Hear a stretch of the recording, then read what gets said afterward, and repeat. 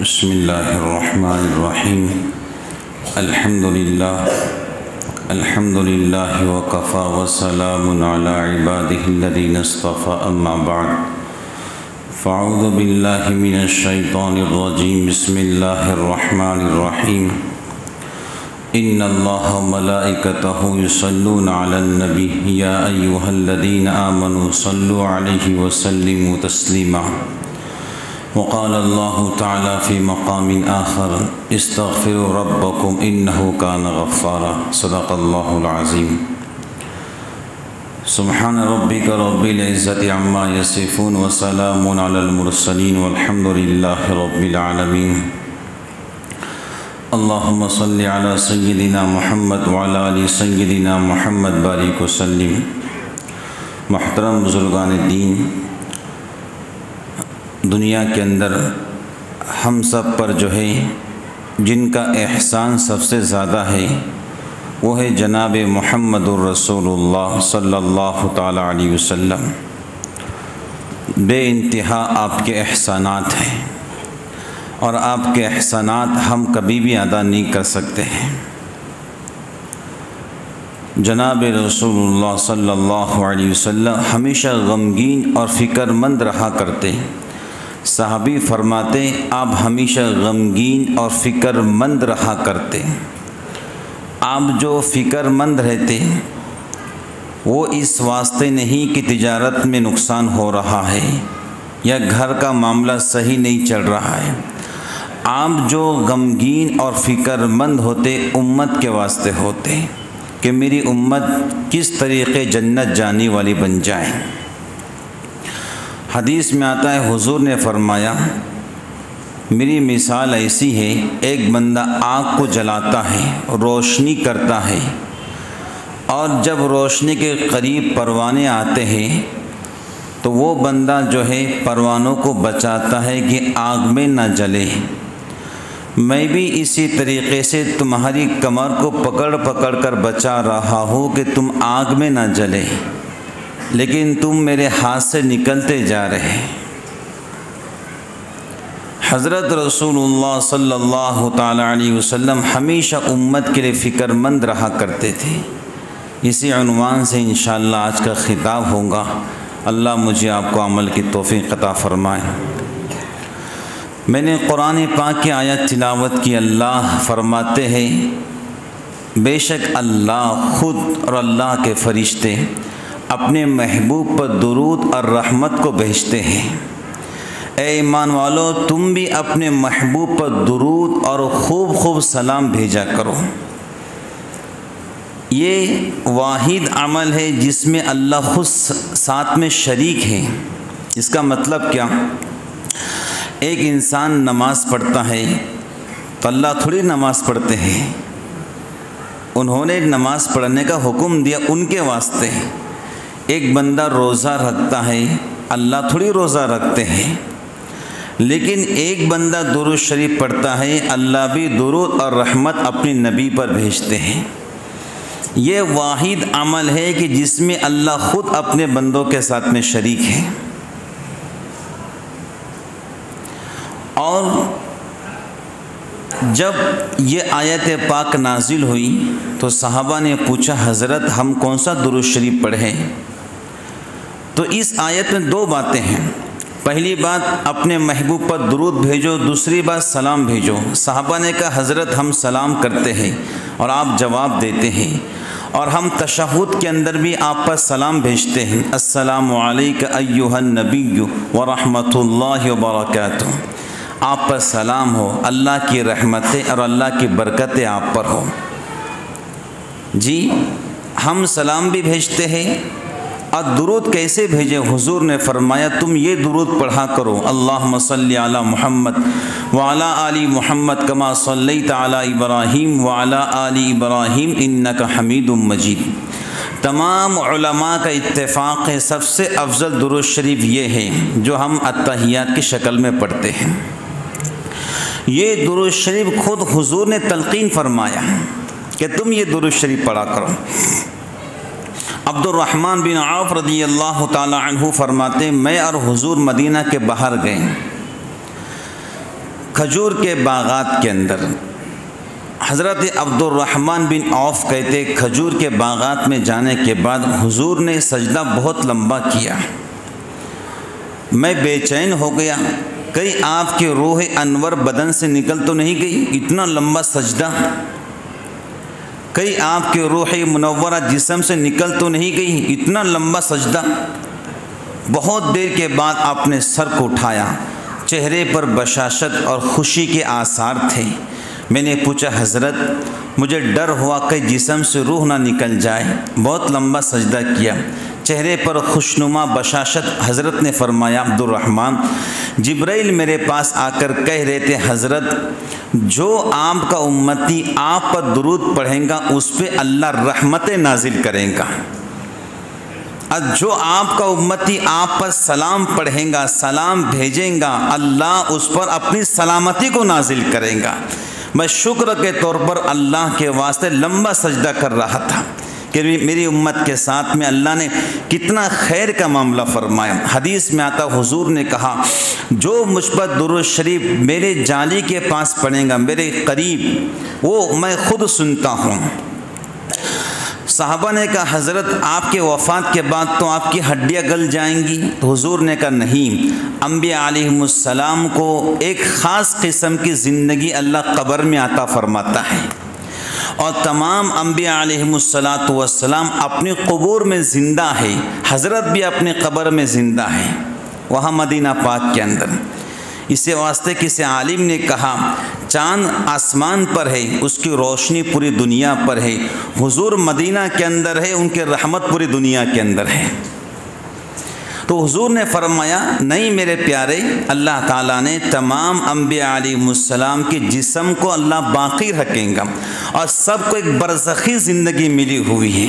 حضور نے کہا میرے وفات کے بعد اگر کوئی میرے جالی کے قریب اور میرے قبر کے قریب درود شریف پڑھنا چاہیں، الصلاۃ والسلام علیک یا رسول اللہ پڑھیں، وہ میں خود سنتا ہوں۔ وہاں درود شریف حضور خود سنتے ہیں، لیکن حضور نے کہا میری وفات کے بعد یا میرے حیات کے اندر جو مجھ پہ درود شریف پڑھیں گا، فرشتوں کی ایک جماعت ہے جو پورے دنیا میں گھومتے رہتی ہے، گشت کرتی ہیں، اور جو کوئی حضور پر درود شریف پڑھتا ہے یہ فرشتوں کی جماعت وہاں پر جا کر حضور کے جو ہے روح منورہ پر اور آپ کے قریب بیٹھ کر یہ بتلایا جاتا ہے فلاں ابن فلاں، ہاں حدیث کے الفاظ ہے فلاں ابن فلاں کس خاندان سے ہے، کہاں کا رہنے والا ہے، اس نے آپ پر درود شریف پڑھا ہے۔ اللہ اکبر۔ حضور کے بارگاہ میں اور آپ کی انجمن کے اندر ہم جیسے گنہگار کا نام پیش کیا جائے، اس سے بڑی اور کیا سعادت کی بات چاہیے جی۔ اس واسطے ڈاکٹر عبدالحی عارفی رحمۃ اللہ علیہ فرمایا کرتے تھے بھائی جس کو جو ضرورت ہو، اگر کوئی دکھ کا مریض ہے، کوئی پریشانی میں مبتلا ہے، اور دیکھو انسان کے زندگی مختلف پریشانیوں میں گزرتی ہے، جو جس لائن سے پریشانی کے اندر ہے وہ درود شریف کثرت سے پڑھے۔ کیوں پڑھے؟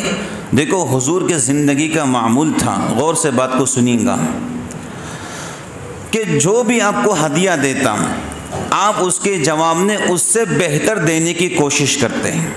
جو بھی آپ کو ہدیہ دیتا آپ اس سے بہتر دینے کی کوشش کرتے ہیں۔ حدیث میں آتا ہے ہدیہ دو اور ہدیہ لو، آپس میں محبت بڑھیں گی۔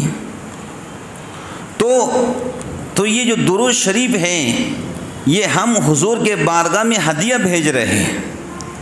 یہ سلام ہے السلام علیک ایھا النبی ورحمۃ اللہ وبرکاتہ، یہ حضور کے بارگاہ میں ہدیہ ہے ایک گنہگار امتی کی طرف سے۔ بات سمجھ گئے؟ تو ہمارا سلام التحیات کا اور ہمارا درود شریف حضور کے بارگاہ میں ہدیہ بن کے جاتا ہے۔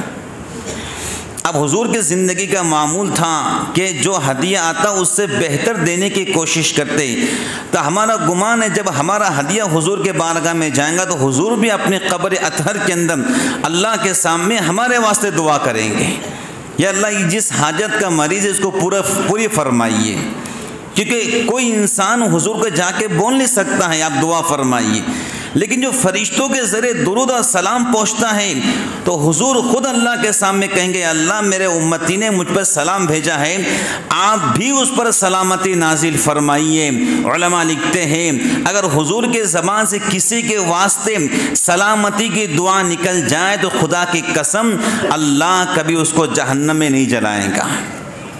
کون دے رہا ہے سلامتی کی دعا؟ جناب محمد الرسول اللہ صلی اللہ تعالی علیہ وسلم، اور آپ کے مقام کو اللہ کے علاوہ کوئی نہیں جانتا ہے۔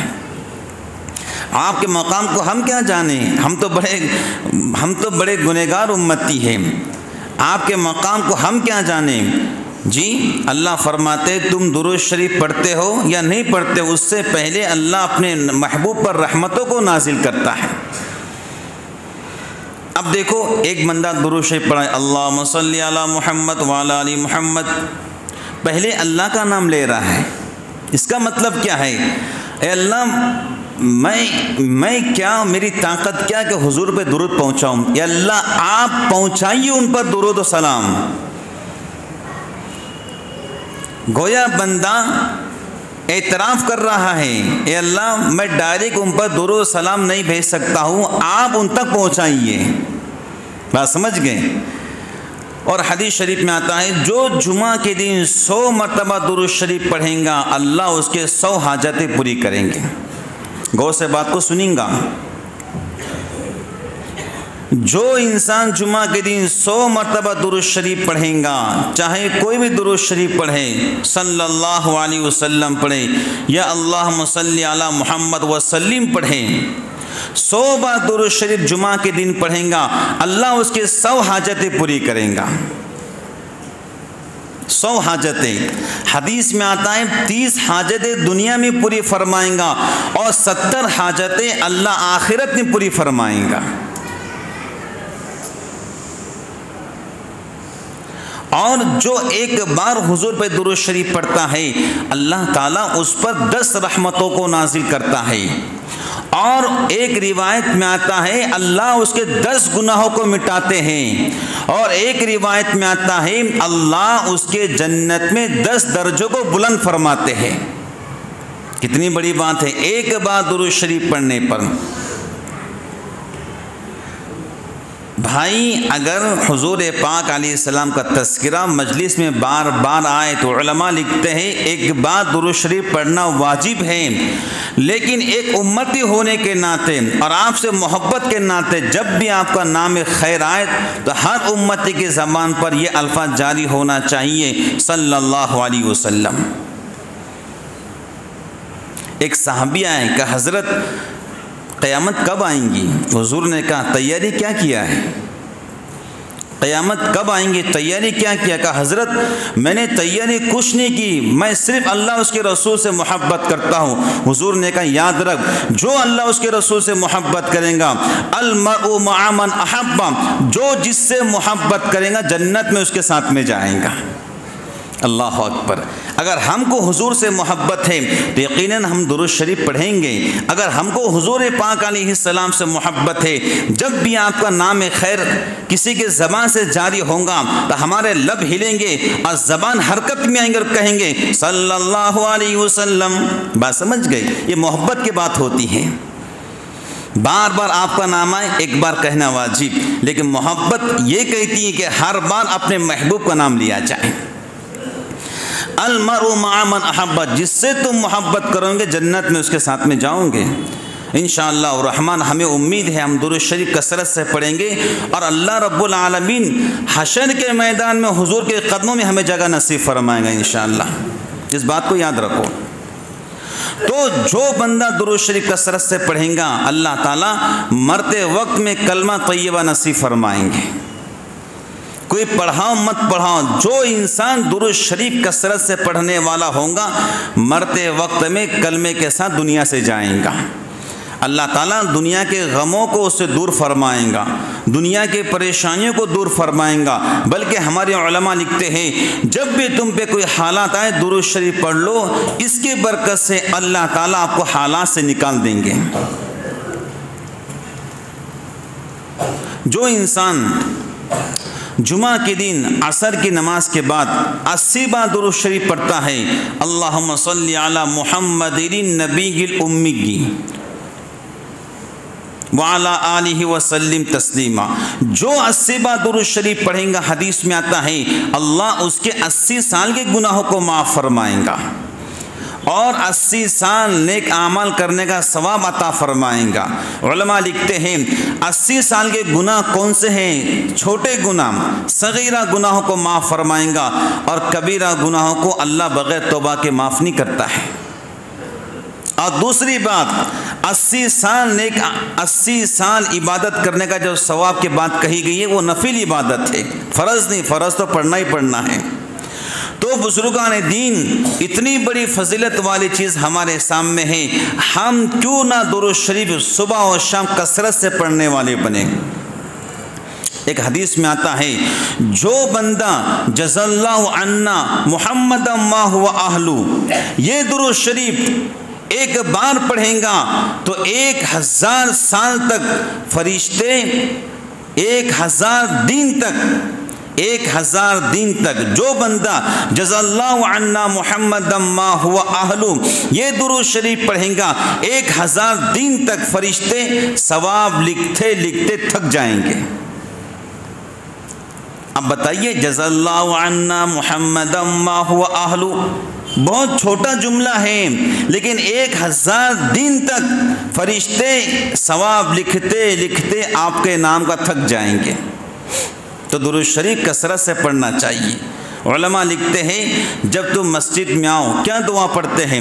اللہم افتح لی ابواب رحمتک، اے اللہ میرے واسطے آپ کی رحمت کے دروازے کھول دیں۔ اس کا مطلب کیا ہے؟ اس دعا کا تعلق آخرت سے ہے، اس دعا کا تعلق جنت سے ہے۔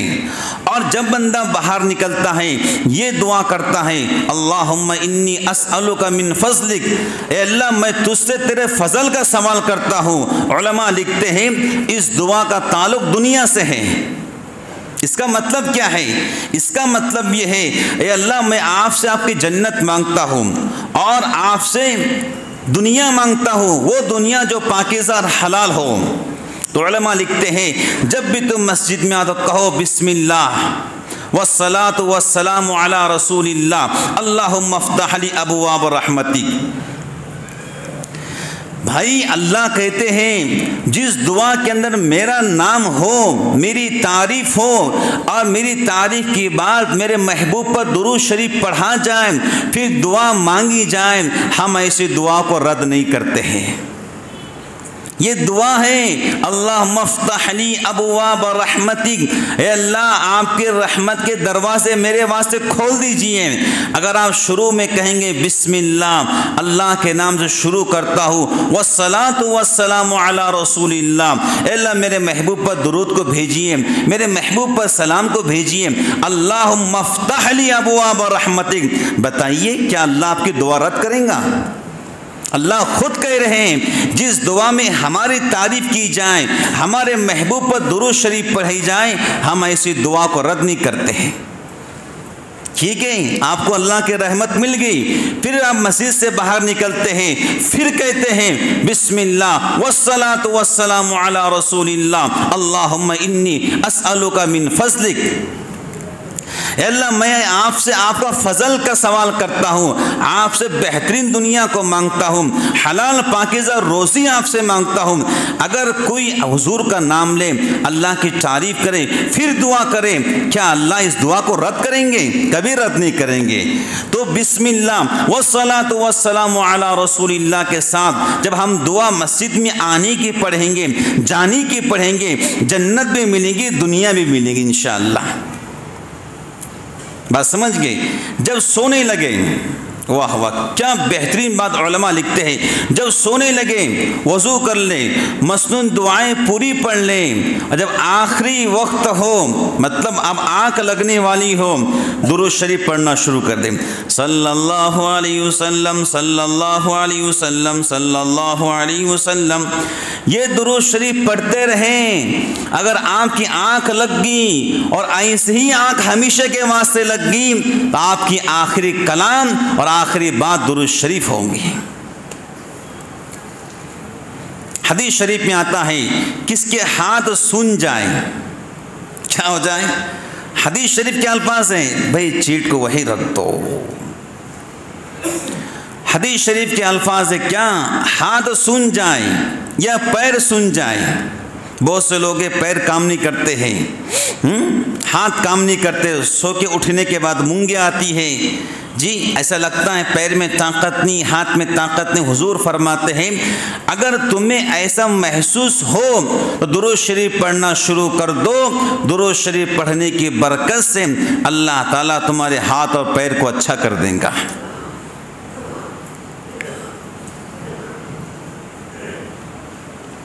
تو جو انسان کثرت کے ساتھ درود شریف پڑھیں گا وہ حضور پاک علیہ السلام کے بارگاہ کے اندر اور آپ کے انجمن میں اس کا نام لیا جائے گا۔ ایک واقعہ سناتا ہوں سید احمد کبیر رفاعی رحمۃ اللہ علیہ کا۔ اس واقعے کو شیخ الحدیث حضرت مولانا زکریا رحمۃ اللہ علیہ نے کتاب الحج کے اندر بیان کیا ہے، بلکہ تمام مکتب فکر کے علماء نے اس واقعے کو بیان کیا ہے۔ سن 555 ہجری کا واقعہ ہے۔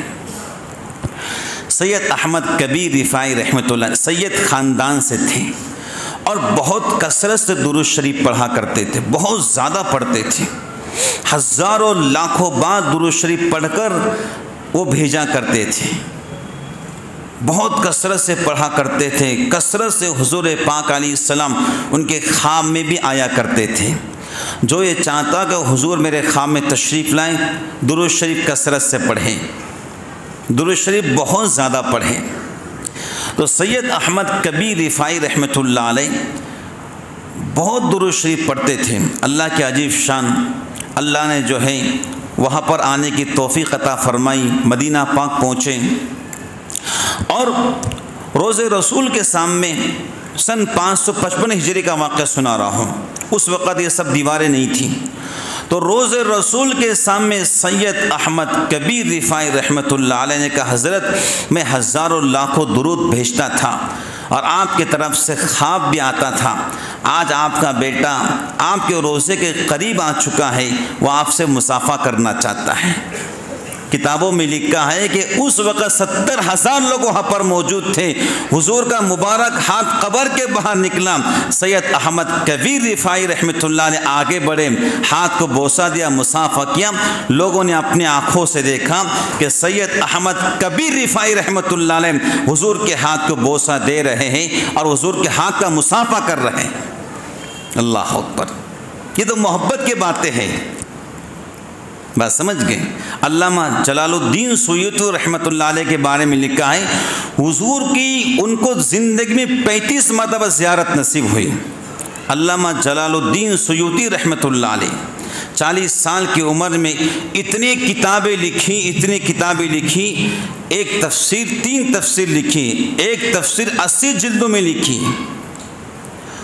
40 سال کی عمر میں اس بندے نے وہ کام کیا ہے، اگر ہم ان کی تصانیف کو پڑھنا چاہیں تو پوری زندگی پڑھ نہیں سکتے۔ اللہ نے ایسے برکت دی۔ علامہ جلال الدین سیوطی کے بارے میں لکھا ہے کہ 35 مرتبہ ان کو حضور کی زیارت ہوئی۔ لوگوں نے پوچھا جلال الدین سیوطی کیا آپ کو حضور کی زیارت 35 مرتبہ ہوئی؟ کہاں ہوئی؟ کہا کیسے؟ ریزن وجہ بتائیے۔ آپ نے کہا میں درود شریف بہت کثرت سے پڑھتا ہوں، اس کے طرف سے حضور پاک علیہ السلام کی زیارت مجھے 35 مرتبہ ہوئی ہے۔ اللہ اکبر۔ جو یہ چاہے کہ میرے محبوب میرے خواب میں تشریف لائے، اس کو چاہیے کہ درود شریف کثرت سے پڑھیں، درود شریف کی پابندی کریں۔ کم از کم مشائخ لکھتے ہیں 300 مرتبہ پڑھیں، نہیں تو 200 مرتبہ پڑھے، نہیں تو کم سے کم 100 مرتبہ درود شریف پڑھے دن میں، صبح فجر کی نماز کے بعد، اور چلتے پھرتے اٹھتے بیٹھتے درود شریف پابندی سے پڑھیں صلی اللہ علیہ وسلم۔ کم از کم اتنا درود شریف پڑھ سکتے ہیں صلی اللہ علیہ وسلم۔ اس کا مطلب یہ ہے اے اللہ میرا درود اور میرا سلام میرے محبوب کو پہنچائیے۔ مغرب بعد 100 مرتبہ پڑھ لیجئے، کم از کم صبح کی شروعات 100 مرتبہ ہونا چاہیے اور شام کا اختتام 100 مرتبہ کم از کم کی بات کر رہا ہوں، ورنہ ہم نے اپنے مشائخ کو دیکھا ہے 10 ہزار درود شریف روزانہ پڑھتے ہیں، کوئی 14,000 مرتبہ درود شریف پڑھ کے روزانہ بھیجتا ہے، کوئی 15,000، کوئی 20,000، کوئی 24,000 کی تعداد لکھی ہوئی۔ پڑھنے والوں کے لیے آسان ہے۔ اللہ تعالیٰ خیر فرمائے ہم سب کے ساتھ میں، ہماری غفلتوں کو اللہ معاف فرمائے، سستی کاہلیوں کو معاف فرمائے۔ دنیا میں آپ سے بڑا محسن ہمارا کوئی نہیں ہے۔ بتاؤ کوئی ماں اپنے بیٹے کے لیے 5 گھنٹہ روئی ہے؟ حضور اپنی امت کے لیے 5 گھنٹہ اللہ کے سامنے روئے۔ حدیث میں آتا ہے سینے انور سے کرہانے کی آواز آتی تھی، جس طرح گوشت ہانڈی بھی ابلتا ہے، ابلنے کی آواز آتی، آپ کے سینے سے ایسے آواز آتی تھی امت کی فکروں کے اندر۔ اللہ میری امت کو معاف فرما۔ میں نے پڑھا کتابوں میں حضور رات میں سویا نہیں کرتے، نیند نہیں آتی تھی امت کی فکر کے اندر کہ میری امت کسی طریقے جنت چلے جائے۔ ایک یہودی کا جنازہ آپ کے سامنے جا رہا، حضرت عمر نے کہا حضرت روتے کیوں ہو؟ رو رہے ہیں زاروں قطر، حضرت روتے کیوں ہو؟ یہودی کا جنازہ ہے اور آپ رو رہے۔ حضور نے کہا عمر جنازہ یہودی کا ہے لیکن میری آنکھوں کے سامنے میرا ایک امتی جہنم میں جا رہا ہے۔ یہ فکر حضور کو تھی۔ آج بتاؤ ہم نے حضور کو کتنا یاد رکھا؟ آج بتاؤ کہ ہم حضور پاک علیہ السلام پر درود شریف پڑھتے ہیں کہ نہیں پڑھتے ہیں؟ اپنے ضمیر سے پوچھو اور اپنے دل سے پوچھو اور اپنا محاسبہ کرو۔ اگر آخرت میں حضور سے ملاقات ہوئے ہم کیا منہ دکھائیں گے آپ کو؟ اللہ تعالیٰ خیر کا معاملہ فرمائے، رحمتوں کا معاملہ فرمائے۔ تو بزرگان دین درود شریف کو اپنے زندگی کا جز بنا لو۔ صبح کی شروعات درود شریف سے ہونا چاہیے، اللہ کی حمد سے سورہ یاسین ہو اور سورہ رحمان آپ کی زبان پر ہو، اور اس کے بعد درود شریف ہو اور پھر مسنون دعائیں ہو۔ پھر دیکھو انشاءاللہ الرحمن کوئی تکلیف، کوئی درد، کوئی مصیبت آپ کے قریب نہیں آ سکتی ہے، اور کوئی حالات آپ پر آ بھی جائیں تو انشاءاللہ آپ کو ٹکر مار کے واپس چلے جائیں گے۔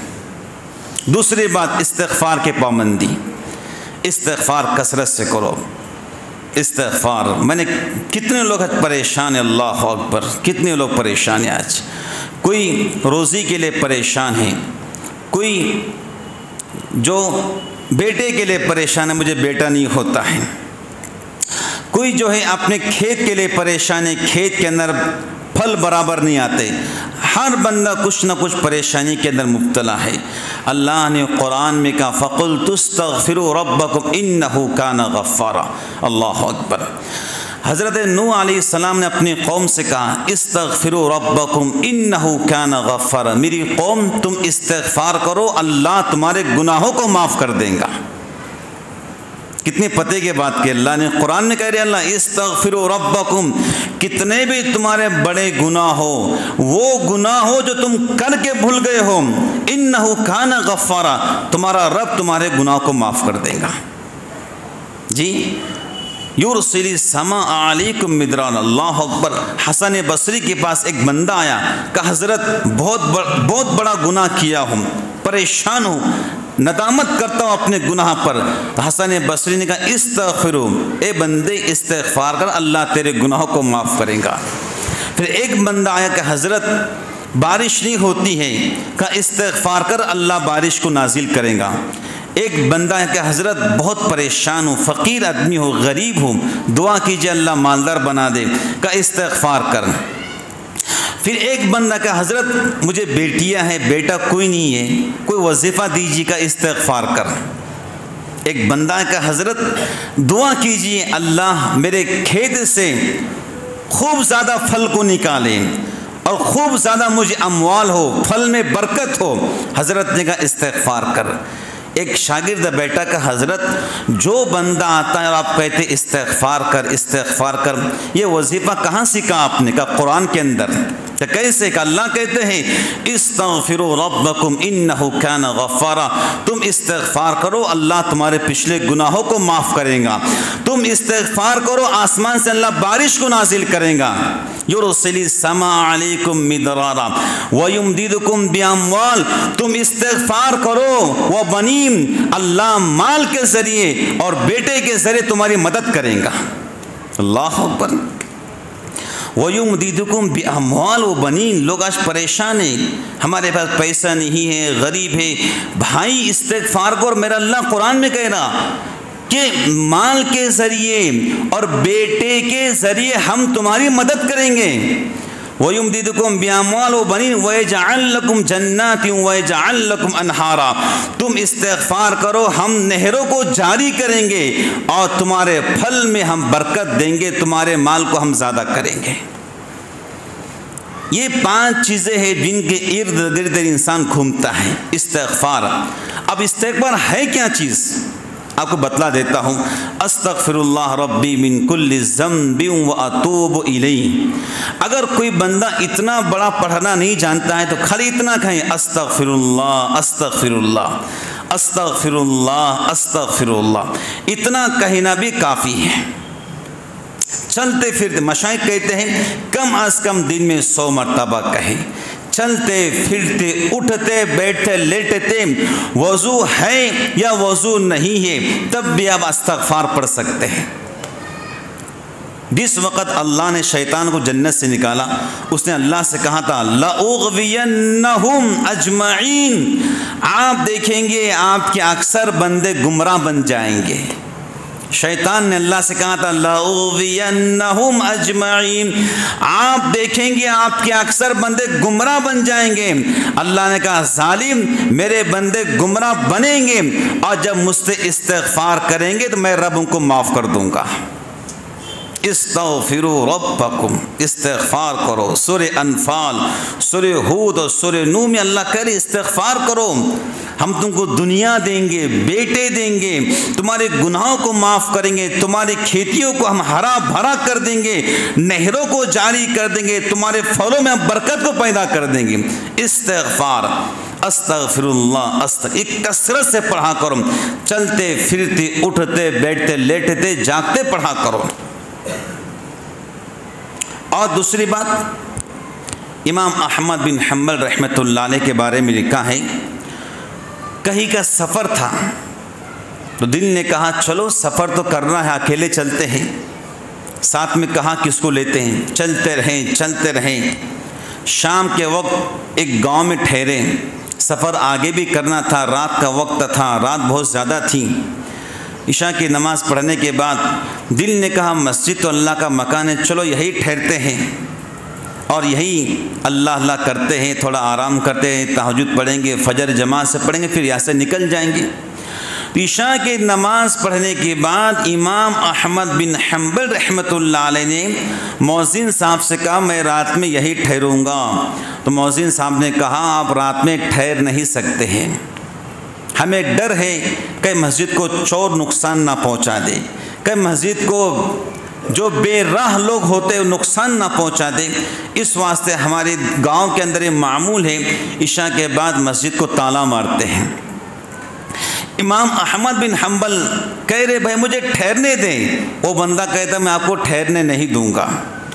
دونوں کی بات چل رہی ہے، بالآخر امام احمد ابن حنبل نے دعا کی، اے اللہ کیا میں اس لائق بھی نہیں ہوں کہ آپ کے گھر میں ٹھہر سکوں، اور یہ بندہ مجھے ٹھہرنے دیتا نہیں ہے، مجھ سے کیا غلطی ہو گئی ہے۔ بالآخر مؤذن صاحب نے آپ کو باہر کر دیا، باہر آ گئے، تالا مار دیا گیا۔